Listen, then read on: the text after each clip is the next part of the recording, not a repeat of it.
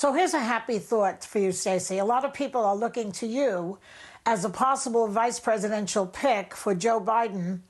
Now, I love it. You said you would be an excellent running mate. It's refreshing to hear such confidence. I love it. I would be great at the job, and I want it, you said. So tell us why you would be an excellent running mate, even though it's pretty obvious to me. Well, I appreciate that. And yes, I try to be straightforward because while we hope the work speaks for itself, sometimes the work needs a hype man. And I learned early on that if I didn't speak for myself, I couldn't tell the story. But here's where I am. I've spent the last 25 years of my life in service, doing the work that I believe needs to be done. And whether I'm in elected office or doing it through a nonprofit or starting a small business to help other small businesses, I've done my best to be a person who understands the needs of our communities, but also looks for solutions and tries to build the platforms necessary to deliver. That's what I've been doing for the last 25 years, and I think I would be very effective at helping us restore the dignity and the soul of not only America, but helping those that have been left behind for so long finally see themselves as part of the solution. You know, what do you say to critics who say that you aren't qualified for vice president because you've only held state office? I would say that national experience can be measured in multiple ways. And the truth of the matter is what we want is capacity. We want competence and we want skills.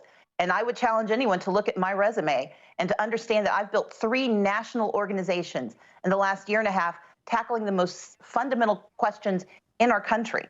And I'm not stopping simply because there are people who dislike what I do. I'm working on it because my responsibility is to serve the people like me, like my parents, like my cousins, who are working in chicken processing plants and who are worried about where their next paycheck comes from and who deserve a government that can be responsive. And if I'm not willing to say that's work I can do and back it up with a resume that shows I've done that work, then I shouldn't be in the business I'm in.